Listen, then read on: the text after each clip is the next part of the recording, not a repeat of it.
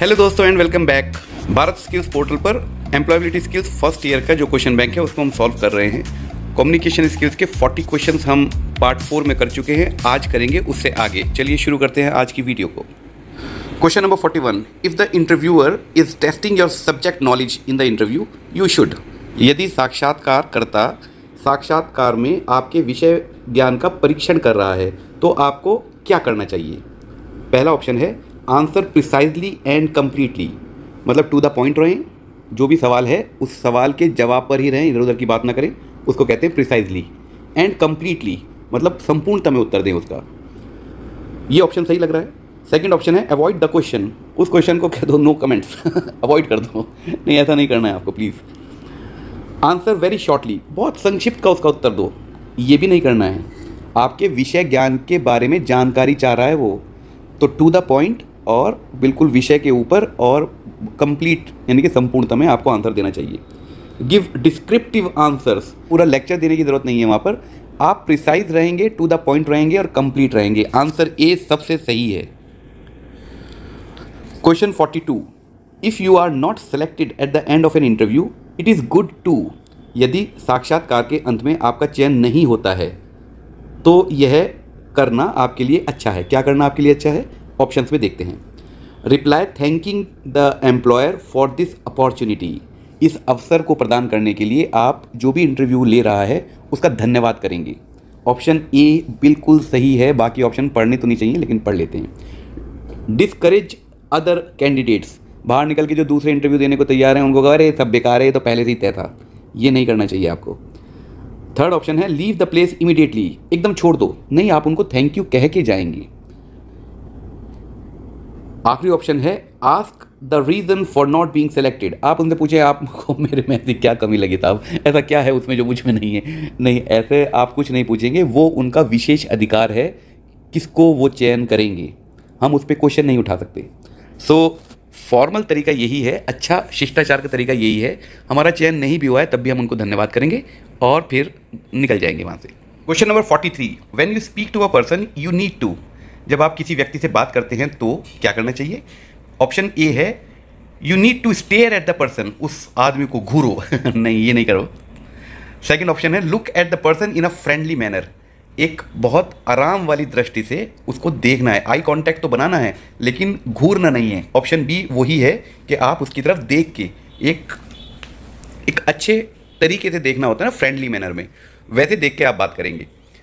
तीसरा ऑप्शन है look away from the person, उस आदमी से दूसरी तरफ देखो, उसकी तरफ देखो ही मत, ये ऑप्शन तो गलत है। लुक एट द फ्लोर, फर्श की तरफ देखो, ये आंसर भी गलत है, ऑप्शन बी सही है। क्वेश्चन नंबर 44, और ये थोड़ा डार्क में मैंने इसलिए लिखा है क्योंकि आप समझ जाएंगे क्या इसमें गलती है। When you are participating in the group discussion, आगे रिक्त स्थान भरना है तो हमें क्या करना चाहिए। जब आप समूह चर्चा में भाग ले रहे हों तो क्या करना चाहिए, ये सवाल है हमारा। पहला है लिसन टू अदर केयरलेसली, दूसरों को लापरवाही से सुनो, ये आंसर गलत है। अगला ऑप्शन है स्पीक क्लियरली एंड सेंसिबली, जब आप बोलें तो साफ साफ स्पष्ट बोलें और सेंसिबली बोलें, मतलब सोच समझ के बोलें। यही ग्रुप डिस्कशन का एक तरीका होना चाहिए ना, हम अलूल जलूल नहीं बोल सकते, सोच समझ के शब्दों का चुनाव अच्छा करें। तो बी ऑप्शन सही है। तीसरा है maintain eye contact while speaking, जब आप बोल रहे हों तो सबकी तरफ देख के बोलें, ऐसा ना हो छत की तरफ देख रहे हो या किसी की भी तरफ ना देख रहे हो, आँख झुका के बात कर रहे हो, ये नहीं करना है। तो ऑप्शन सी भी सही है। ऑप्शन डी है अलाउ अदर्स टू स्पीक, और दूसरों को भी बोलने का मौका दें, ये भी ऑप्शन सही है। इस क्वेश्चन में गलती है कुछ, आंसर उन्होंने लगा रखा है ऑप्शन बी ये, पर ऑप्शन सी और डी बिल्कुल सही हैं, हम इनको गलत नहीं कह सकते किसी भी हालत में। तो ये क्वेश्चन गलत है, पर क्वेश्चन बैंक में इसका आंसर ये लगाया हुआ है। पहला ऑप्शन बिल्कुल गलत है, ये बात मैं मान गया, लेकिन बाकी के तीनों आंसर सही हैं। ये क्वेश्चन नहीं ऐसे फ्रेम होना चाहिए था। अगले क्वेश्चन पे चलते हैं। When a person disagrees with your opinion we should, जब कोई व्यक्ति हमारी राय से असहमत होता है तो हमें क्या करना चाहिए। आर्ग्यू स्ट्रांगली, और ज़्यादा जोर से अपने तर्क रखो ताकि हम उसको हरा सकें इस चर्चा में, ये नहीं करना चाहिए, ठीक है। फाइट विद द पर्सन, नाक तोड़ दो उसकी हो सहमत मेरे से, मैं सही बोल रहा हूँ, मान मेरी बात। नहीं, ये भी नहीं करना चाहिए ना। आप लोग मेरी मजाक समझते हैं ना, कभी उसको सही मानने लगो। सी ऑप्शन है लिसन टू हिज और हर व्यूज़। आप उसके भी तर्कों को सुने, अगर वो असहमत है तो उसको कहने दो उसको क्या कहना है। ये आंसर सही है। कीप क्वाइट, नहीं चुप भी नहीं रहना है, आप अपने तर्कों को सपोर्ट करते रहो, उसकी भी सुनो और अपने तर्कों से उसके तर्कों का जवाब दे। अगर आप उसे सहमत कर सकते हो बहुत अच्छा, नहीं कर सकते हो तो लड़ाई झगड़ा करने की कोई ज़रूरत नहीं है। यही हमारा तरीका होता है अच्छी कम्युनिकेशन करने का। 46 question, what can be done to avoid repeating the ideas that others have already told. दूसरों द्वारा बताए गए विचारों को दोहराने से बचने के लिए क्या किया जाना चाहिए। क्वेश्चन ये है कि हम कोई चर्चा कर रहे हैं और बीच में हमने कोई हम ध्यान नहीं दे रहे हैं, किसी ने कोई पॉइंट बोल भी दिया, जवाब भी आ गया, हमने फिर हमारी बारी आई, हमने भी वही पॉइंट बोल दिया, तो रिपीट हो गया ना। उससे बचने के लिए कि हम दोहराएं ना बातों को, एक बार में सारी चीज़ें स्पष्ट हो जाएं, बार बार ना बतानी पड़े, उसके लिए क्या करना चाहिए। पहला ऑप्शन है we should express our ideas even if it is same. अगर वो पहले बताया भी जा चुका है तब भी आप पूछो, ये ऑप्शन तो गलत है। उसी बात को बार बार क्यों पूछना, टाइम बहुत कीमती होता है। नेक्स्ट ऑप्शन है we should listen carefully to avoid repetition. हमें चर्चा को बहुत ध्यानपूर्वक सुनना चाहिए ताकि कोई बात हम रिपीट ना पूछ रहे हों। ये सही आंसर है। ऑप्शन सी है we should apologise for repetition.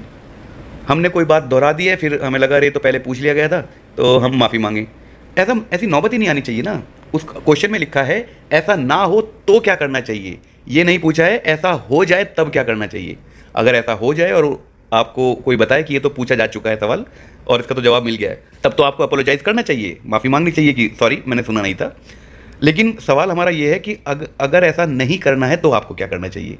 उसके लिए वही है कि आप केयरफुली सुने सारी बातों को कि क्या चर्चा चल रही है। लास्ट ऑप्शन है वी कैन लिसन रैंडमली। तो कभी कभी सुन लो, कभी कभी नहीं सुनो, ये तो कोई तरीका नहीं बना। इससे हम कैसे बचेंगे रेपिटेशन से। Question number 47, how do you ask for clarification. अगर कोई आपको स्पष्टीकरण चाहिए होता है तो आप कैसे उसको मांगते हैं सामने वाले से। किसी ने कोई बात आपसे कही, आपको समझ नहीं आई, आप चाह रहे हैं कि थोड़ा सा और स्पष्ट कीजिए आप क्या पूछना चाह रहे हैं, तो हम कैसे पूछते हैं। पहला ऑप्शन है दैट्स ट्रू, ये सही है। ऐसे थोड़ी कहते हैं, अगर मुझे कोई चीज़ स्पष्टीकरण चाहिए है तो ये थोड़ी कहूँगा कि हाँ हाँ सही है सही है। इसका मतलब तो यह है कि मैं समझ गया बात को, मुझे और कुछ नहीं पूछना आपसे, मुझे तो और पूछना है बल्कि आपसे। स्पष्टीकरण थोड़ा और विस्तार में बताइए। तो उसका आंसर ये तो नहीं हो सकता कि हाँ ये जो आपने बात कही वो सही है, हमें तो अभी और पूछना है तब हम कहेंगे सही है। पहला ऑप्शन गलत है। कैन यू प्लीज़ क्लैरिफाई, क्या आप इसका विस्तार में थोड़ा सा बताएंगे, ये आंसर सही है। थर्ड ऑप्शन है ओह आई सी। ओह आई सी का मतलब यह है कि आपने समझ ली है बात, तो उसके बाद तो आप स्पष्टीकरण क्यों मांगेंगे। ऑप्शन सी सही गलत है। Thank you for your help, आपने जो मदद की उसके लिए बहुत धन्यवाद। जब आपने ये कह ही दिया तो बात खत्म हो गई है। ऐसे थोड़े मांगते हैं हम सामने वाले से कि थोड़ा सा और विस्तार में बताइए। ये कहने से वो कैसे समझेगा कि आपको भी समझ नहीं आई ये बात। ऑप्शन बी सही है। Question 48, you apply for an apprenticeship to your dream company but you receive a rejection mail, how will you handle the situation. आप अपनी ड्रीम कंपनी में शिक्षुता के लिए आवेदन करते हैं लेकिन आपको एक अस्वीकृति मेल प्राप्त होता है। ऐसी स्थिति में आप कैसे संभलेंगे या संभालेंगे उस स्थिति को, सवाल ये है। पहला ऑप्शन है यू गेट डिप्रेस्ड, आप डिप्रेशन में आ जाएंगे, आप तनाव में आ जाएंगे, अफसोस करने लगेंगे। क्यों, ये तो नहीं करना चाहिए। कभी डरना मत बच्चों, और कभी डिप्रेशन का तो आपकी उम्र में कोई मतलब ही नहीं होना चाहिए। ये छोटी मोटी बातें होती हैं, लाइफ बहुत मज़ेदार होती है। एक अपॉर्चुनिटी छुटती है, अगर आपने हिम्मत नहीं हारी और अगर आपने अपनी गलतियों से सबक लिया तो अगली उससे बढ़िया अपॉर्चुनिटी आपका इंतजार कर रही होती है। सो डिप्रेशन की तो ज़रूरत नहीं है। नेक्स्ट ऑप्शन है यू फील वर्थलेस, आपको लगेगा मैं किसी काम का नहीं हूँ। ये भी आंसर गलत है। आप लोग बहुत कीमती हो और ये आपको पता होना चाहिए। नेक्स्ट ऑप्शन है you thank them and move on, आप उनका धन्यवाद करेंगे और आगे निकल पड़ेंगे। आगे निकल पड़े अगले अवसर की तरफ चल पड़ेंगे। ये आंसर सही है। You send them an angry mail, आप उन्हें ईमेल लिखो और उनको लिखो तुम्हारी ऐसी की तैसी। नहीं, ये भी नहीं करेंगे हम। Question number 49, how do successful people handle failure. देखो बच्चों, आपको जो आज सक्सेसफुल लग रहे हैं ऐसा नहीं हो सकता कि उनको कभी असफलता मिली ही ना हो। असफलता और सफलता जिंदगी में ये साथ साथ चलती है, चोली दामन का साथ होता है इनका। सफल लोग असफलता को कैसे संभालते हैं, ये प्रश्न है। They learn from their mistakes. यही सबसे अच्छा तरीका है। फेलियर बहुत अच्छे टीचर्स होते हैं अगर हम फेलियर्स को संभालना जानते हों। सक्सेसफुल लोगों ने अगर अपने फेलियर से सबक ना लिया होता तो आज वो सक्सेसफुल होते ही ना। ठीक है, ऑप्शन ए सही है। दे गेट डीमोटिवेटेड, वो हतोत्साहित हो जाते हैं कि यार अब कुछ नहीं रहा जिंदगी में। अगर ऐसा हो जाता तो वो सक्सेसफुल हो पाते, है ना। ये भी ऑप्शन गलत है। दे ब्लेम अदर्स, वो दूसरों पे आरोप डालते हैं कि साला इसकी वजह से नहीं हो पाया मेरा ये काम। ये डिफेंस मैकेनिज्म काम नहीं करता। सक्सेसफुल लोग अपनी गलतियों को स्वीकारते हैं। उस गलतियों को स्वीकार करने का फ़ायदा ये होता है हमें अपनी वीकनेस पता चल जाती है और फिर हम उन वीकनेसेस पे काम करते हैं ताकि दोबारा जब हम कोई और कोशिश करें तो इस वीकनेस की वजह से हमें हार का मुंह या फेलियर का सामना ना करना पड़े। तो सी ऑप्शन भी गलत है। दे डोंट ब्लेम अदर्स, दूसरों को ब्लेम नहीं करते, वो अपनी गलतियों को ढूंढते हैं। They give up their ambitions, वो अपने जो उनके गोल्स हैं, जो उनके लक्ष्य हैं, जो चाहते हैं करना, वो छोड़ देते हैं कि कोई फ़ायदा नहीं है यार, मैं नहीं कर पाऊंगा। अगर वो छोड़ देते तो सक्सेसफुल होते आज। इसमें बहुत अच्छी एक खूबसूरत बात आप लोगों के लिए छुपी हुई है, आप समझ गए होंगे उसको। हमें हार नहीं माननी होती है, हमें फेलियर्स और चुनौतियों का सामना करने की आदत होनी चाहिए और यही सही तरीका है जो किताबों में लिखा है। इसके अलावा जो बाहर आपको दिखाई देता है, जो सुनाई देता है शोर, वो पूरी तरह सच नहीं है दोस्तों। वही तो मैं बताने की कोशिश कर रहा हूँ इतने दिनों से। Question 50, when others say hurtful things about us we should. जब दूसरे हमारे बारे में हानिकारक, मतलब जो दिल को चोट पहुंचाने वाली बातें होती हैं, उनको कहते हैं हर्टफुल बातें कहते हैं, तो हमें क्या करना चाहिए। पहला है value their words and believe it, उनकी बात को सच मानो और उन पर यकीन करो। वो वाकई जो कह रहे हैं आपका दिल दुखाने के लिए वो सही है, उसको मान लो। अगर उसको मान लोगे तो आप तो डिप्रेशन में आ जाओगे। ये नहीं करना है। ये सही आंसर तो नहीं लग रहा है ना। दूसरा ऑप्शन देखते हैं, ignore such ideas and believe in our self. ये उससे बेहतर है आंसर कि आप उनकी बातों को नज़रअंदाज करो। दिल को चोट तो पहुंची है लेकिन नज़रअंदाज करो और अपने ऊपर भरोसा रखो। ये आंसर सही है। Okay, talk hurtful things about them, उनके बारे में भी तुम दिल दुखाने वाली बातें कहो। उन्होंने तुम्हारा दिल दुखाया, तुम उनका दिल दुखा दो, उससे क्या फ़ायदा होगा। ये ऑप्शन सही नहीं है। Behave according to their words, जैसा जैसा वो कह रहे हैं वैसा वैसा करो, ये भी सही नहीं है। लेकिन ये बात आपको तब समझ में आएगी जब आप पहले अपने ऊपर भरोसा करना सीखें, क्योंकि ऑप्शन बी लिखा है बिलीव इन योर सेल्फ, अपनी क्षमताओं को तो पहचानो। Question number 51, identify a long term goal from the following. Long term goal वो होता है जो ज़िंदगी में हम दूर तक चाहते हैं, मतलब लंबी अवधि के लक्ष्य को हम जब सेट करते हैं। आमतौर पर ये 2 से ज़्यादा लंबी अवधि के होते हैं। 2 से 5 को वैसे हम मीडियम टर्म गोल कहते हैं, 5 साल से अधिक अवधि के होते हैं। 2 साल के अंदर अंदर शॉर्ट टर्म गोल, 2 से 5 साल तक मीडियम टर्म गोल, और 5 से ज़्यादा सालों के लिए अगर हम कोई प्लानिंग करते हैं, लक्ष्य का निर्धारण करते हैं, तो उनको हम लॉन्ग टर्म गोल कहते हैं। तो निम्नलिखित में से हमें ये पता करके बताना है कि कौन सा इनमें से लॉन्ग टर्म गोल है। देखते हैं, मास्टरिंग टाइपिंग स्किल्स, मैं अपनी टाइपिंग की स्पीड को बढ़ाऊंगा। जो कंप्यूटर पे या टाइपराइटर पे टाइपिंग स्पीड होती है, स्किल्स, उसको बढ़ाऊंगा। कितने दिन लगेंगे हमें उसको बढ़ाने में? 2 महीने, 3 महीने, कितने दिन की ट्रेनिंग होगी? 1 साल की? तो ये लॉन्ग टर्म तो नहीं हो सकता। अगला ऑप्शन है working for a reputed company. Yes, मैं किसी बहुत अच्छी रेपुटेड कंपनी में काम करूंगा और करता रहूंगा करता रहूंगा करता रहूंगा। ये थोड़ी सोचते हैं हम कि अच्छी कंपनी में काम करूंगा और फिर 2 साल काम करूंगा बस, या 2 साल तक काम करेंगे हम किसी भी कंपनी से शुरू कर देंगे। लेकिन मेरा जिंदगी का गोल है कि मैं किसी बहुत ही रेपुटेड यानी कि नामी कंपनी के साथ काम करूंगा। अपने स्किल्स को बढ़ाऊंगा, अपनी जगह वहाँ पर अपने आप को चयन करवाऊंगा और फिर उसमें काम करूंगा। ये हमारा लॉन्ग टर्म गोल हो सकता है। यूजिंग अ कंप्यूटर को चलाना सीखूंगा। कितना समय लगेगा? 2 महीने, 3 महीने? ये लॉन्ग टर्म नहीं हो सकता। आखिरी ऑप्शन है लर्निंग अ फॉरेन लैंग्वेज। किसी विदेशी भाषा को, मान लीजिए आप फ्रेंच सीखना चाहें या इंग्लिश सीखना चाहें, कितने दिन? 3 महीने, 6 महीने? हाँ, बस इतना ही लगता है दोस्तों। लेकिन आपको प्रयास बिल्कुल जेन्युइन करने पड़ेंगे, मतलब सही प्रयास करने पड़ेंगे। 6 महीने में सीख जाओगे, कोई दिक्कत नहीं है। आपके अंदर 12वीं तक तो सीखे नहीं, आपने प्रयास करे थे। इस एग्ज़ाम से निपट जाओ, उसके बाद इंग्लिश का भी प्रयास करेंगे और कोई नहीं देख रहा होगा आपको, बस मैं होऊंगा स्क्रीन पर। आप लोग बस मेरी बातें सुनना और उन चीज़ों को करना, अपने व्यवहार में डालना। 6 महीने में बदल देंगे हम इस दुनिया को। दिए हुए विकल्पों में ऑप्शन बी सही है, working for a reputed company. इन चारों विकल्पों में एक लॉन्ग टर्म गोल लग रहा है। Question number 52, once we enter a workplace our communication has to be, एक बार जब हम कार्यस्थल में प्रवेश करते हैं तो हमारा संचार कैसा होना चाहिए? पर्सनल नहीं होना चाहिए। पर्सनल क्यों होगा? व्यक्तिगत बातें थोड़ी करेंगे हम अपने ऑफिस में जाके। केयरलेस, लापरवाह बातें करेंगे, इधर उधर अपना समय खराब करेंगे, ये भी सही नहीं है ना। तीसरा ऑप्शन है प्रोफेशनल। यस, प्रोफेशनल मतलब आप अपने प्रोफेशन की जो जिम्मेदारियां हैं उनके रिलेटेड आप संचार करेंगे, प्रोफेशनल, करेक्ट। यूजलेस, बेकार की बातें करेंगे, ये भी आंसर सही नहीं है। आंसर सी ही सही है इन विकल्पों में।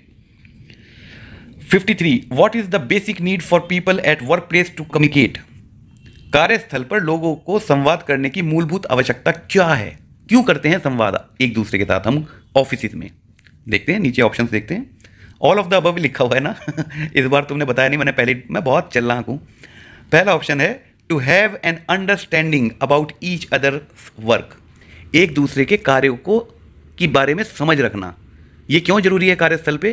क्योंकि हम एक टीम में काम करते हैं। फॉर एग्जाम्पल, फिटर को पता होना चाहिए कि टर्नर कैसे काम करता है, कितना मार्जिन मुझे कटिंग करवाने वाले को छुड़वाना पड़ेगा ताकि उसकी मशीनिंग हो सके। वेल्डिंग जब होगी तो डिस्टॉर्शन होगा, वेल्डिंग वाले को हम पहले ही ऐसी फिटिंग करके रखें या ऐसी सपोर्ट लगा के रखें कि उसमें डिस्टॉर्शन ना आए। एक दूसरे के कार्यों की समझ होनी चाहिए, इसलिए हमें एक दूसरे से संवाद करना पड़ता है। ठीक, पहला ऑप्शन सही है। दूसरा ऑप्शन है for a smooth operation of the work. Yes, ताकि सुचारू रूप से कार्य होते रहें, हमें बार बार रिपेयर ना करनी पड़ रही हो, ये अरे अरे इसमें तो मार्जिन ही नहीं मिल रहा, दोबारा दूसरा पीस काटो। इससे बचने के लिए हमें संचार करना पड़ता है। बी ऑप्शन भी सही है।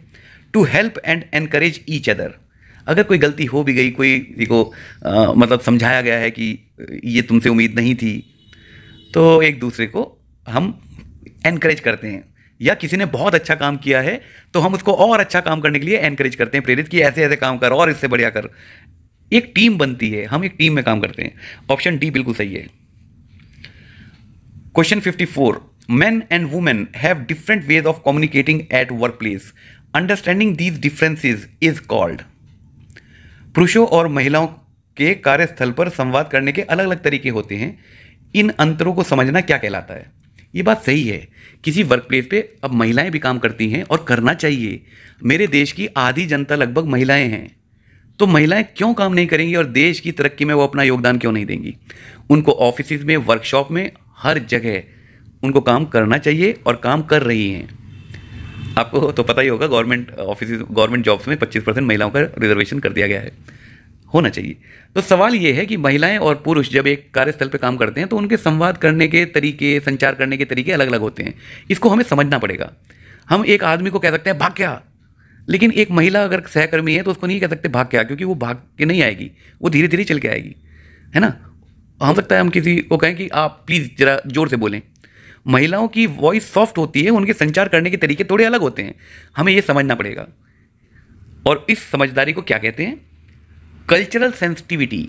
कल्चरल मतलब सांस्कृतिक, सांस्कृतिक नहीं है। हो सकता है हम तो सभी भारतीय हैं, संस्कृति तो हमारी सबकी एक जैसी है, महिला हो पुरुष हो। इसको सांस्कृतिक सेंसिटिविटी नहीं कहते। वो तब कहेंगे अगर हमारे साथ कोई चाइनीज़ भी काम कर रहा हो, कोई अफ्रीकन भी काम कर रहा हो, तो उनकी संस्कृति अलग है, हमारी अलग है, तो हमें उनकी संस्कृति के हिसाब से उनसे बात करनी पड़ेगी ना। ठीक है, तो पहला ऑप्शन तो गलत है।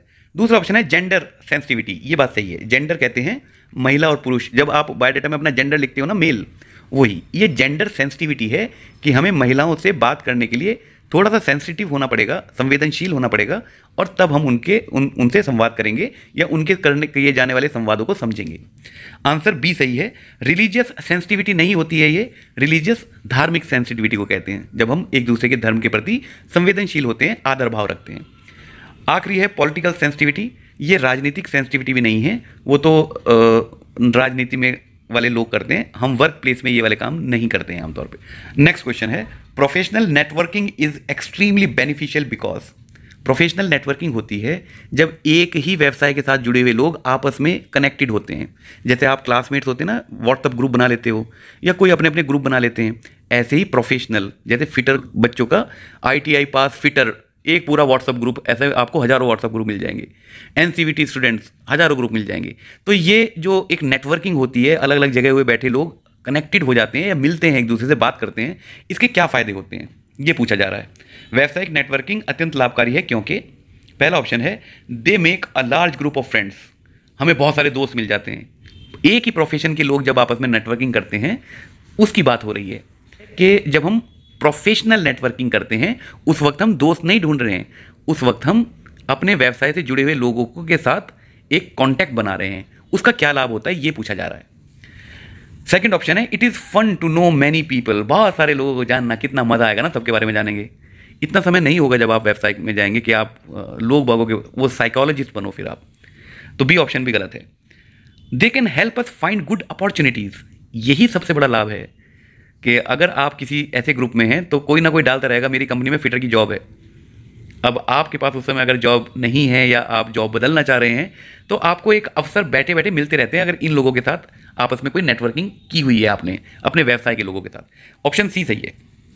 They can solve all your problems. आपकी सारी प्रॉब्लम सॉल्व कर सकते हैं वो। आपकी कमरे में खुजली मच रही है, कैसे सॉल्व करेंगे? ये आंसर गलत है भाई। सी ऑप्शन दिए हुए विकल्पों में सबसे सही है। 56th, LinkedIn is a website that can be use to. LinkedIn एक प्रोफेशनल नेटवर्किंग साइट है और उसका लोगो ऐसा होता है, आप चाहो तो गूगल स्टोर से आप उसको डाउनलोड कर सकते हो। उसमें आपको सिर्फ अपने व्यवसाय से जुड़े हुए लोगों को फॉलो करना होता है और वो आपसे कनेक्ट हो जाते हैं। जब भी कोई अपॉर्चुनिटी आती है तो वो लिंक्डइन पे उसको पोस्ट कर देते हैं। बहुत सारे एचआर मैनेजर्स होते हैं वहाँ पर। चलिए तो आंसर ढूंढते हैं। लिंक्डइन एक वेबसाइट है जिसका उपयोग किसके लिए किया जाता है? Meet new members of our profession. Correct, पहला ऑप्शन सही है। अपने प्रोफेशन के नए लोगों से जिनको हम नहीं जानते हैं उनसे मिलने के लिए हम लिंक्डइन पे होते हैं। दूसरा ऑप्शन है share photos and videos of our profession. Of लिखना भूल गए। अपने व्यवसाय की फोटो उसमें पोस्ट करूंगा, शेयर करूंगा। फोटो पोस्ट करने की जरूरत नहीं है, उसमें अवसर पोस्ट किए जाते हैं। ठीक है, या कोई किसी को प्रॉब्लम होती है कि मैं यहाँ फंस गया हूँ, मुझे समझ नहीं आ रहा कि ये काम कैसे होगा, तब वहाँ के जितने भी उस व्यवसाय से जुड़े हुए एक्सपर्ट हैं वो राय देने लगते हैं। ये काम होता है लिंक्डइन पे, प्रोफेशनल नेटवर्किंग साइट पे। तो बी ऑप्शन गलत है। वॉच मूवीज, वहाँ पर कोई मूवीज नहीं दिखाई जा रही हैं। सी ऑप्शन गलत है। Wish people on their birthdays, वहाँ पर किसी का बर्थडे आपको पता नहीं चलता है, वो फेसबुक पे पता चलता है ना। तो ये आंसर भी गलत है। ऑप्शन ए सही है। 57th question, a good way to respond to a question, shall we start the discussion. अगर किसी ने एक सवाल पूछा कि चलो चर्चा शुरू करें क्या, तो आप क्या जवाब देंगे इस सवाल का कि चलो चर्चा शुरू करते हैं? ऑप्शन देखते हैं। टू कंक्लूड, इसका जवाब ये होगा कि अंत में मैं ये कहना चाहूँगा। वो बेचारा डिस्कशन शुरू करने की बात कर रहा है तो उसका जवाब हम ये तो नहीं दे सकते कि अंत में मैं ये कहना चाहूँगा। ऑप्शन ए तो गलत है। ऑप्शन बी है बट डोंट यू थिंक, लेकिन आपको नहीं लगता? वो बेचारा डिस्कशन शुरू करने को कोई सज्जन आदमी कह रहा है और मैं कह रहा हूँ आपको नहीं लगता कि मैं पहले ही टोक रहा हूँ, डिस्कशन शुरू तो होने दो यार। ये वाली बात तो हम बीच में किसी मुद्दे पे कह सकते हैं कि अगर मैं असहमत हूँ तो ये कहा जा सकता है कि डोंट यू थिंक कि this should be like this, ये किसी और तरीके से हमें करना चाहिए। अपनी राय देते हुए हम ऐसे कर सकते हैं, लेकिन शुरुआत वो तो शुरू करने को कह रहा है। तो बी ऑप्शन भी गलत है। सी ऑप्शन है यस लेट्स स्टार्ट, हाँ चलो शुरू करते हैं। ये आंसर सही है। To sum up, to sum up भी वैसे ही है जैसे पहला ऑप्शन है टू कंक्लूड, कि आखिर में अंत में मैं निष्कर्ष ये निकालता हूँ। अभी तो ग्रुप डिस्कशन शुरू करने को कह रहा है, आप निष्कर्ष कहाँ से निकाल रहे हैं? तो ऑप्शन सी सही है। Question 58, the folder one carries for interviews should contain. एक जो फाइल होती है ना, फोल्डर जिसमें आप इंटरव्यू देते हुए अपने साथ एक फाइल ले जाते हैं, उसके अंदर क्या क्या होना चाहिए देखते हैं। पहला है रेज्यूमे, राइट, रेज्यूमे होने चाहिए। मैं तो आपको ये पहले बता चुका, कम से कम 5 रेज्यूम साइन करे हुए आपके फोल्डर में हमेशा होने चाहिए और वो उस कंपनी के स्पेसिफिक होने चाहिए अगर हो सके तो। जिस कंपनी में आप इंटरव्यू देने जा रहे हैं उसके मुताबिक बनाएं वो रेज्यूमे। एक जनरल रेज्यूमे बना के सारी कंपनियों को बांटना वो एक अच्छी स्ट्रेटेजी नहीं होती है दोस्तों। चलिए नेक्स्ट क्वेश्चन है मार्कशीट्स। यस, आपकी मार्कशीट्स आपके फोल्डर में होनी चाहिए जब आप इंटरव्यू देने जा रहे हैं। ऑल ऑफ द अबव लिखा है यार। आइडेंटिटी कार्ड, आपका आधार कार्ड या कोई भी आपका ड्राइविंग लाइसेंस, पासपोर्ट, इस तरीके का कोई आइडेंटिटी कार्ड भी आप अपने साथ जरूर रखें। तो ऑप्शन डी सही है, all of the above. Question 59, as part of grooming which of the following are essential for attending interviews. Grooming होता है जब हम सजते और संवरते हैं। तो इंटरव्यू देने के लिए जा रहे हैं और सजना संवरना है, तो निम्न में से कौन सा चीज़ करना चाहिए हमें? हिंदी में लिखा है ग्रूमिंग के भाग के रूप में साक्षात्कार में भाग लेने के लिए निम्नलिखित में से कौन सा आवश्यक है, क्या करना चाहिए? पहला है कैजुअल क्लोथ्स, बिल्कुल नहीं, मैं आपको पहली वीडियो में ही मना कर चुका हूँ। जीन्स, टी शर्ट, ये स्पोर्ट्स शूज़, ये कैजुअल क्लोथ्स होते हैं, ये इंटरव्यू में नहीं पहनने हैं। फॉर्मल कपड़े पहनने हैं जिसमें शर्ट आएगी पूरी आस्तीन की, वो भी लाइट कलर की, ट्राउजर यानी कि पैंट आएगा डार्क कलर का, और वो जो शॉर्ट पैंट आजकल वो नीचे से ऊपर वाली चल रही है ना, शॉर्ट जो हीरोपंती में आप लोग पहनते हैं, वो नहीं होती है। फुल लेंथ ट्राउज़र आपको पहनने चाहिए, सॉक्स ऊपर वाले मतलब ऊंचे वाले सॉक्स पहनने चाहिए, और लेदर शूज़ पहनने चाहिए। कैजुअल क्लोथ्स नहीं पहनने हैं लड़कियों को, कोई भी लाइट कलर का सूट, और अगर आप कैरी कर सकें तो एक लाइट कलर की साड़ी, पर उसमें बहुत सारी मीना मकारी ये सब जो होते हैं ना आपके दब के, और ये सब एम्ब्रॉयडरी, ये सब चीज़ें नहीं होनी चाहिए। तो पहला ऑप्शन गलत है। स्ट्रॉन्ग परफ्यूम, बहुत खुशबूदार, छिड़क छिड़क के पूरी बोतल अपने ऊपर छिड़क के जाओगे उसका फ़ायदा नहीं होने वाला, उसका नुकसान हो सकता है। तो अगर आपको परफ्यूम लगाना ही है, बहुत लाइट कलर, बहुत लाइट परफ्यूम आप लगा सकते हैं, लेकिन बहुत स्ट्रॉन्ग परफ्यूम तो नहीं लगाना है। तो बी ऑप्शन भी गलत है। मोर ज्वेलरी, पूरे गहने शहने पहन के जाओ, हाथ में कड़े, 10 उंगलियों में अंगूठियाँ आपको जॉब पक्का नहीं मिलेगी भाई अगर ये सब करोगे आप। लॉकेट बाहर निकाल रखा है, वो सब मत करो। आप बिल्कुल फॉर्मल होके जाएं। आप किसी पूजा करने नहीं जा रहे हैं, और ना किसी पार्टी में जा रहे हैं, आप ऑफिस में जा रहे हैं, बहुत फॉर्मल होके जाएं। और अगर आपके पास नहीं है तो किसी से एक दिन के लिए उधार लेने में कोई दिक्कत नहीं है दोस्तों। लास्ट ऑप्शन है फॉर्मल क्लोथ्स, ये आंसर बिल्कुल सही है। What should you avoid doing during a group discussion, एक ग्रुप डिस्कशन के दौरान आप क्या नहीं करना चाहिए। पहला ऑप्शन है maintain eye contact while speaking, जब आप बोल रहे हो तो आई कॉन्टैक्ट आपको करना चाहिए। हमें बताना है क्या नहीं करना चाहिए, तो आई कॉन्टैक्ट तो करना चाहिए, तो ये आंसर तो गलत हुआ। स्पीक क्लियरली एंड सेंसिबली, ये क्वेश्चन वही है दोस्तों जो हमने अभी अभी बताया था, मैंने बताया था आपको गलत है। उसमें आंसर ये लगा रखा था कि हमें क्या करना चाहिए, एक आंसर लगा रखा था, अब क्वेश्चन पलट दिया गया है, आंसर वही है सारे के सारे, मैं चेक कर चुका हूं, लेकिन अब हमें ये बताना है क्या नहीं करना चाहिए। उसमें मैंने आपको बताया था एक आंसर बिल्कुल गलत है कि हमें केयरलेसली नहीं सुननी चाहिए बात। ऑप्शन सी इसका सही है, इसका मतलब बाकी सारी चीजें करनी चाहिए ना। तो 44th क्वेश्चन में हमसे पूछा गया था कि हमें क्या करना चाहिए, और मैंने कहा था तीनों आंसर सही हैं, सिर्फ एक आंसर गलत है। तो वही क्वेश्चन दोबारा आ गया है, और मेरी बात अब आपको सच लग रही होगी। आंसर इसका लिसनिंग केयरलेसली, ये अवॉइड करना है आपको ग्रुप डिस्कशन में। बाकी सारी चीजें आपको करनी है, आई कांटेक्ट रखना है, स्पीक क्लियरली एंड सेंसिबली ये भी करना है, अलाउ अदर्स टू स्पीक, दूसरों को बोलने का मौका भी देना है। आंसर सी सही है, ये नहीं करना है हमें ग्रुप डिस्कशन के दौरान, अवॉइड करना है, ये वही सवाल में पूछा गया था। Question 61, the people with whom you will have to communicate at workplace include, जिनसे आपको कार्यस्थल पर बातचीत करनी होगी वो कौन लोग होंगे। पहला ऑप्शन है मोस्टली फ्रेंड्स, वहाँ तो हमारे सारे दोस्त यार होते हैं, कार्यस्थल पे आपके दोस्त यार थोड़े होते हैं, आपके कुलीग्स होते हैं, सहकर्मी होते हैं, तो पहला ऑप्शन गलत है। दूसरा ऑप्शन है सुपरवाइजर्स एंड को वर्कर्स, ये आंसर सही है, आपके सीनियर्स होंगे या आपके साथ काम करने वाले लोग होंगे, ऑप्शन बी सही है। फैमिली मेंबर्स, घर से उनसे मिल के आया, कार्यस्थल पे पहुंचा, देखा मम्मी पापा तो वही हैं ऐसा होता है क्या, कार्यस्थल पे हमें घर वाले नहीं मिलते हैं भाई, ऑप्शन सी गलत है। लास्ट ऑप्शन है क्लासमेट्स, हमें वहाँ अपने सहपाठी मिलेंगे, जो हम क्लास में जिनके साथ पढ़ रहे हैं वो सारे मिलते हैं हमें वहाँ, वो तो आपको क्लास में मिलेंगे ना इंस्टीट्यूट में, जहाँ आप जॉब करेंगे वहाँ थोड़ी मिलेंगे सारे क्लासमेट्स। और बाकी सारे ऑप्शन गलत हैं दोस्तों, हम सबको पता है, ऑप्शन बी सही है। नेक्स्ट क्वेश्चन है which of these is not an online job search platform. Online job को सर्च करने के प्लेटफॉर्म्स होते हैं जैसे naukri.com, इंडीड, ये सारे एक प्लेटफॉर्म्स हैं जो खास तौर से इसलिए हैं पोर्टल ये, ताकि आप लोग वहाँ अपने लिए कोई जॉब ढूंढ सकें। वहाँ पर कंपनीज अपनी जॉब की लिस्टिंग करके रखती हैं, आपको जो जॉब करनी है आप उसमें अप्लाई कर सकते हैं। इंडीड है, ग्लासडोर है, naukri.com है, ये सारे आपके वो हैं।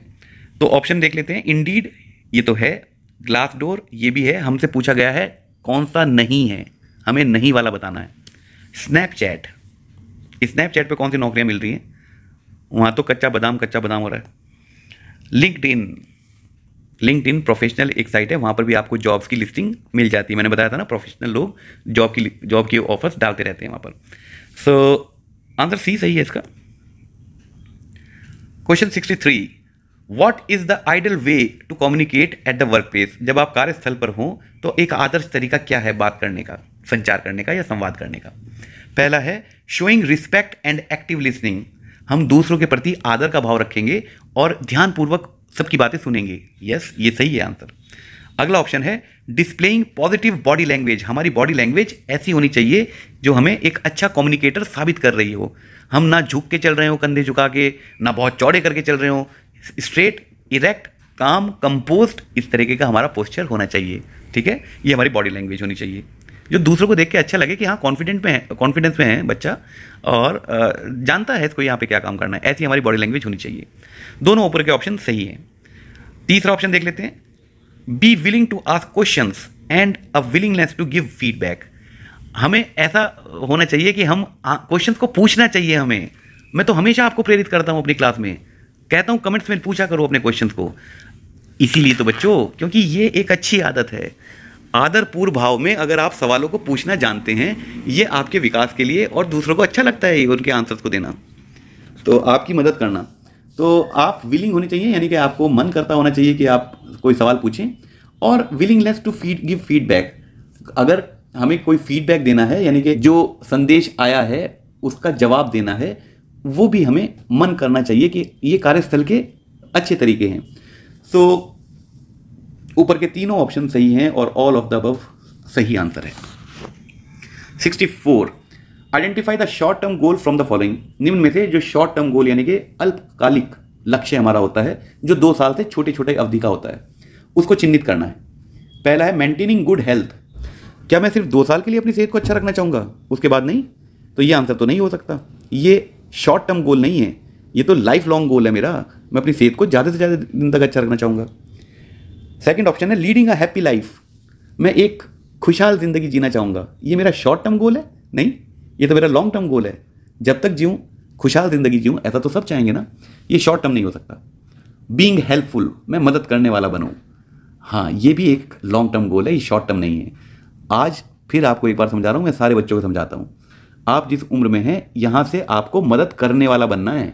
मदद लेने वाली उम्र अब आपकी ख़त्म हो रही है। जब परिवार आपको मदद करता है, पिताजी आपके लिए पैसे खर्च करते हैं, माँ आपके लिए सारे ध्यान रखती हैं, सरकारें आपके लिए काम कर रही हैं, हम लोग आपको पढ़ा रहे हैं। अब ये सब इसलिए कर रहे हैं कि एक दिन आप दूसरों की मदद करें, जैसे आपकी मदद की जा रही है इस वक्त। तो ऑप्शन सी भी लॉन्ग टर्म गोल है हमारा। ऐसा नहीं है कि मैं सिर्फ 2 साल तक मदद करूंगा, उसके बाद फिर मैं मदद लेने वाला बन जाऊंगा। इसका आंसर डी ही होना चाहिए, learning to drive a car. मुझे कार चलानी सीखनी है। कितने साल लगेंगे मुझे कार चलाना सीखने को? 2 साल ज़्यादा 2 महीने में सिखा देते हैं यार कार चलाने वाले। तो ये एक शॉर्ट टर्म गोल हुआ। नेक्स्ट क्वेश्चन है, keeping our resume and contact card ready during a network events can help us find. Networking event के दौरान अपना रेज्यूमे और संपर्क कार्ड, जिसको विजिटिंग कार्ड भी हम कहते हैं, तैयार रखने से हमें क्या खोजने में मदद मिल सकती है? और ये क्या होते हैं नेटवर्किंग इवेंट्स? क्या होते हैं? जैसे HR मैनेजर्स की एक मीटिंग हो रही है, कोई सेमिनार हो रहा है, सिंपोजियम हो रहा है, और सारे के सारे अलग अलग बड़ी बड़ी कंपनी के लोग बाग HR मैनेजर्स वहाँ पर आएंगे, अपने अपने विचार रखेंगे और दूसरों के सुनेंगे। तो जब इस तरीके का कोई इवेंट होता है, अच्छा है कि आप अपना रेज्यूमे और अपना विजिटिंग कार्ड तैयार रखें, क्योंकि हो सकता है वहाँ पर आपको बेहतर अवसर कोई मिल जाए। ठीक है, यही आंसर होने वाला है। देखते हैं। More followers on our personal social media. मेरे फेसबुक पे ज़्यादा फॉलोअर्स हो जाएंगे, मैं सबको विजिटिंग कार्ड बांटूंगा अपना, और वो सब मुझे लाइक करेंगे, शेयर करेंगे, सब्सक्राइब करेंगे। ये ऑप्शन सही नहीं है। ठीक है। दूसरा है जॉब अपॉर्चुनिटीज़। यस, हमें जॉब के अवसर मिल सकते हैं अगर हम अपना रेज्यूमे और अपना विजिटिंग कार्ड लेकर साथ जाएंगे। तो हम दे देंगे कि अगर आपको सूट करे तो मुझे बुलाना, मैं आऊँगा इंटरव्यू देने के लिए, मुझे लगता है कि मुझे ये जॉब अच्छी लगेगी। ऐसे बात करते हैं। ठीक है। फ्रेंड्स, वहाँ पे हमारे दोस्त थोड़ी बनेंगे, वो हम प्रोफेशनल लोग होते हैं। दोस्त वही होते हैं दोस्तों जो नर्सरी क्लास से साथ पढ़ रहे हैं। बाद में जो बनते हैं वो प्रोफेशनल और बिजनेस दोस्त होते हैं। असली दोस्त वही होते हैं लंगोटिया यार। तो ये आंसर तो सही नहीं है, नन ऑफ द अबव तो नहीं होता है। नेक्स्ट क्वेश्चन है, effective and easy ways to create a professional network are. सबसे आसान तरीका अपने व्यवसाय से जुड़े हुए लोगों के संपर्क में आना क्या है? देखते हैं। Join online networking website like LinkedIn. Yes, यही है। बहुत सारी वेबसाइट होती हैं। HR मैनेजर्स की अलग फेसबुक ग्रुप होता है। तो ऐसे कोई भी आप ग्रुप ज्वाइन कर लें जिसमें आपके व्यवसाय से जुड़े हुए लोग, मान लीजिए आप फिटर के हैं तो फिटर वाला ग्रुप ज्वाइन कर लीजिए, आप इलेक्ट्रिशियन हैं तो इलेक्ट्रिशियन वाला ग्रुप ज्वाइन कर लीजिए। बहुत सारे ग्रुप्स हैं। तो आप अपने व्यवसाय के लोगों से जुड़ जाते हैं और वहाँ पर आपको जॉब के अवसर मिलने लगते हैं। तो सबसे आसान तरीका है किसी नेटवर्किंग साइट को या ग्रुप को ज्वाइन कर लो। दूसरा ऑप्शन दे रखा है attend job fairs organised by both government and private companies. ये भी बात सही है, बहुत सारे ऐसे सेमिनार और इवेंट्स ऑर्गेनाइज करवाए जाते हैं गवर्नमेंट के द्वारा और प्राइवेट कंपनीज के द्वारा, उनको अटेंड करो। ये भी बात सही है। लो जी, बी पे लगा दिया निशान। तीसरा ऑप्शन जरूर पढ़ लें अब, keep in touch with your teachers and fellow students. जो आपके साथी हैं, आपके क्लासमेट हैं, उसी ट्रेड के लोग हैं और आपके ट्रेड के टीचर हैं, उनके संपर्क में रहो। तो ये भी तो आपके व्यवसाय से जुड़े हुए लोग हैं, तो आपकी नेटवर्किंग स्ट्रांग होती चली जाएगी। तो ये भी आंसर सही है। अब क्या करें, अब नीचे देखो, नीचे क्या लिखा है, ऑल ऑफ द अबव। तो पहले क्यों नहीं बताया, इस पे लगा देते हैं। Question 67, which of these is a type of interview. निम्नलिखित में से कौन सा एक इंटरव्यू यानी कि साक्षात्कार का प्रकार है। Face to face, yes face to face interview होते हैं। आपको बुलाया जाएगा ऑफिस में, आपसे आमने सामने बात की जाएगी, उसको फेस टू फेस इंटरव्यू कहेंगे। टेलीफोन, यस टेलीफोन पर भी इंटरव्यूज होते हैं, तो ये आंसर भी सही है। ऑनलाइन, यस ऑनलाइन भी इंटरव्यू होते हैं। जूम मीटिंग पे इंटरव्यूज होते हैं, व्हाट्सएप पे इंटरव्यूज होते हैं, गूगल मीट पे इंटरव्यूज होते हैं। So answer is all of the above. 68, men and women need to be treated equally in the workplace. It is good to avoid. महिला काम कर रही हो किसी कार्यस्थल पे या पुरुष काम कर रहे हो, उनको बराबरी की नज़रों से, बराबरी के भाव से देखना चाहिए, बल्कि महिलाओं को और आदर के साथ देखना चाहिए। तभी हम अपने आप को पुरुष कहलाने लायक होंगे। इस बात को समझ रहे हैं? आदर का भाव सीखो दोस्तों। पुरुषों और महिलाओं के साथ कार्यस्थल पर समान व्यवहार किए जाने की आवश्यकता है। किससे बचना चाहिए हमें, देख लेते हैं। कमेंटिंग अबाउट वुमेन एम्प्लॉय, किसी महिला सहकर्मी के बारे में कोई कमेंट करना, खास तौर से कोई उल्टा सीधा कमेंट करने से बचें, ये नहीं करना चाहिए। दूसरा है हरेसिंग वुमेन एम्प्लॉय, उनका उत्पीड़न नहीं करना चाहिए। हरेसमेंट मतलब उनको बेइज्जत करना या उनको अपशब्द कहना, उनको हरेसमेंट नहीं करना चाहिए। तीसरा है ट्रीटिंग वुमेन एम्प्लॉयर बैडली, उनके साथ बुरा व्यवहार या बर्ताव नहीं करना चाहिए। मतलब ये तीन ऑप्शन गलत हैं। ये कह रहे हैं करना, ऐसा कर, इससे बचना चाहिए, हमें बुरा व्यवहार करने से बचना चाहिए। तो सारे आंसर सही हैं। तो अब यार क्या करें, क्या आप लोग मेरी मदद करेंगे, क्या करना चाहिए हमें जब तीन आंसर सही हों? हाँ, पहले नहीं बता सकते थे, लो अब ठीक है। When you send your resume through email, you are sending it in the form of, जब आपको ईमेल से अपना रेज्यूमे को भेजना हो किसी कंपनी में, तो आपको कैसे भेजना चाहिए, उसे अटैचमेंट से भेजना चाहिए। याद रहेगी ये बात, और आपको पता भी तो है ये बात। उसको टेक्स्ट की बॉडी में, मैसेज की बॉडी में कभी कॉपी पेस्ट मत करना, उसको हमेशा अटैचमेंट में भेजना। ड्राइव में नहीं डालना, ये गलत है। ड्राइव गलत है, मार्क्ड टेस्ट गलत है, और कुकी एडवर्टीजमेंट तो आप जानते ही नहीं, तो आप करोगे कैसे? तो आंसर बी सही है। Question number 70, it is useful to get recommendations and endorsements from.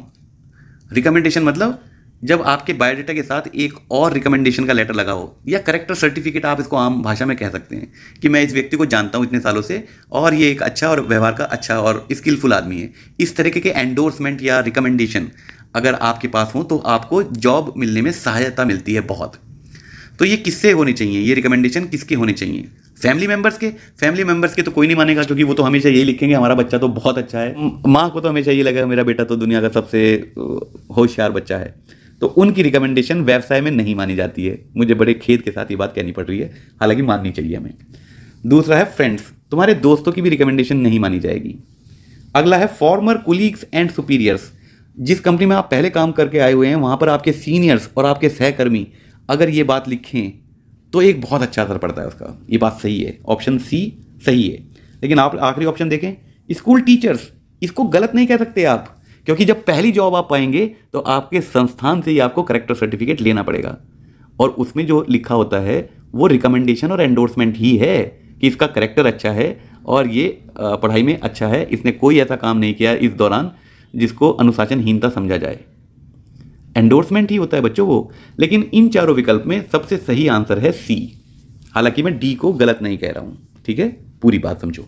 When you check your watch frequently while speaking to your supervisor, he और शी विल गेट व्हाट। मतलब जब आप पर्यवेक्षक से यानी कि सुपरवाइजर से बात करते समय अपनी घड़ी को बार बार जांच करते हैं, मतलब बार बार समय देख रहे हैं, बात उससे कर रहे हैं, थोड़ी थोड़ी देर में घड़ी देख रहे हैं, तो उसे क्या, मतलब उसको क्या महसूस होगा? हैं, गब्बर खुश होगा, शाबाशी देगा, समझ तो गए होंगे ना। चलिए देखते हैं। पहला है एक्साइटेड, वो बहुत एक्साइटेड हो जाए, उत्साह से भर जाएगा, अरे वाह यार क्या बंदा है, मैं इससे बात कर रहा हूं और ये बार बार घड़ी देख रहा है। ऐसा कुछ नहीं होने वाला है, कोई एक्साइटमेंट नहीं होगा उसको। अपसेट, अपसेट हो सकता है, उसको गुस्सा आ जाए, मतलब वो बुरा मान जाए उस बात से। फिर भी अगले आंसर देखते हैं, सरप्राइज्ड, वो चौंक जाएगा कि अरे ये मैं बात कर रहा हूँ, ये घड़ी क्यों देख रहा है, वो चौंक जाएगा। नहीं, वो बिल्कुल नहीं चौंकेगा, उसको चौंकने की आवश्यकता नहीं है, वो सीनियर है, आप जूनियर हो। लास्ट है इरिटेटेड, इरिटेट हो जाएगा वो, मतलब वो दुखी हो जाएगा, तुमसे चिढ़ जाएगा। ऑलराइट, यही आंसर सही है। गुस्सा वो इसलिए नहीं आएगा, अपसेट इसलिए नहीं होगा, है वो भी गलत आंसर नहीं है, मतलब मैं उसको गलत नहीं कह रहा हूँ, लेकिन उससे बेहतर आंसर है इरिटेट हो जाएगा। गुस्सा वो इसलिए नहीं होगा क्योंकि भाई वो भी तो फॉर्मल रहेगा। फॉर्मल जब हम रहते हैं, आदर्श व्यवहार जब करते हैं तो गुस्सा नहीं होते हैं, इमोशंस को कंट्रोल करते हैं। इरिटेट मतलब वो आपसे दुखी हो जाएगा, चिढ़ जाएगा, मन ही मन दिखाएगा नहीं, लेकिन आप ऐसा करेंगे तो वो आपसे चिढ़ जाएगा। नेक्स्ट क्वेश्चन है, what kind of emotional barriers can be overcome when people communicate. जब लोग संवाद करते हैं तो किस प्रकार की भावनात्मक बाधाओं से को दूर किया जा सकता है।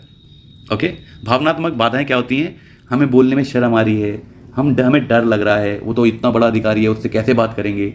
लेकिन जब हम संवाद करने लगते हैं तो ये सब बाधाएं दूर हो जाती हैं। तो देखते हैं कौन कौन सी बाधाएं दूर होती हैं। मिसट्रस्ट, यस, जब हम एक दूसरे पे भरोसा नहीं करते, क्योंकि हम मान के आए हैं कि जिसकी आंखें भूरी होती हैं उस पर भरोसा नहीं किया जा सकता, जिसकी मूछें नहीं होती वो भरोसे लायक नहीं होता। इस तरह की बातें हम अपने दिमाग में पूर्वाग्रह भर के लाते हैं। लेकिन जब हम बात करते हैं तो हम कहते हैं यार हम कितने मतलब गलत सोचते हैं, बिल्कुल गलत नज़रिया है हमारा, और वो नज़रिया तो आपका चेंज कर रहा हूँ मैं। कुछ मत सोचो, सब अच्छे हैं, ये सोच के चलना है आगे। तो पहला आंसर सही है, मिसट्रस्ट दूर होता है जब हम बात करते हैं।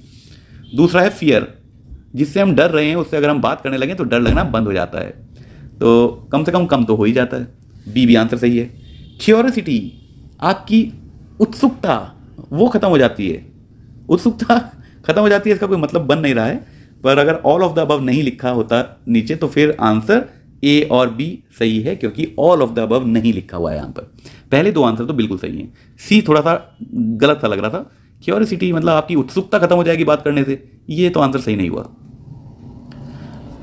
क्वेश्चन नंबर 73, और ये शायद लास्ट क्वेश्चन है कम्युनिकेशन स्किल्स का। मुबारक हो दोस्तों, हमने दूसरा मॉड्यूल खत्म कर लिया। We should be careful about what we share on social media, because social media पे हम जो भी लिख रहे हैं, जो भी शेयर कर रहे हैं, थोड़ा सा ध्यान रखें। मेरी सलाह, पर्सनल सलाह भी है।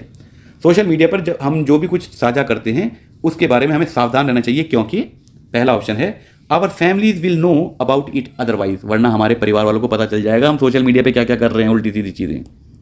आंसर गलत नहीं है बच्चों ये। दूसरा ऑप्शन है potential employers may do a background check, yes, जहां पर आप इंटरव्यू देने जा रहे हैं हो सकता है वो देखना चाहे कि फेसबुक पे ये बंदा, क्योंकि फेसबुक पे आप अपनी फोटो तो डाल के रखते ही हो, ये किस तरीके की पोस्ट कर रहा है, उसमें तुमने कर रखी है बेवकूफ़ी की पोस्टें, ठीक है, जो आदर्श व्यवहार प्रदर्शित नहीं करती हैं, इसलिए बच के रहना। अच्छी कंपनीज ये काम करती है, एचआर मैनेजर का काम होता है ये। तो ऑप्शन बी भी सही लग रहा है। Our friends will share it to others, option ये भी बुरा नहीं है दोस्तों। आप कुछ गलत सोशल मीडिया पे शेयर कर देंगे, आप तो चलो संभाल लो, आपका एक बेचारा भला सा दोस्त है, वो पता नहीं उसको आगे कहाँ कहाँ बांटता फिर रहा है, आप ये चाह भी नहीं रहते, लेकिन आप रोक नहीं पाएंगे फिर उसको।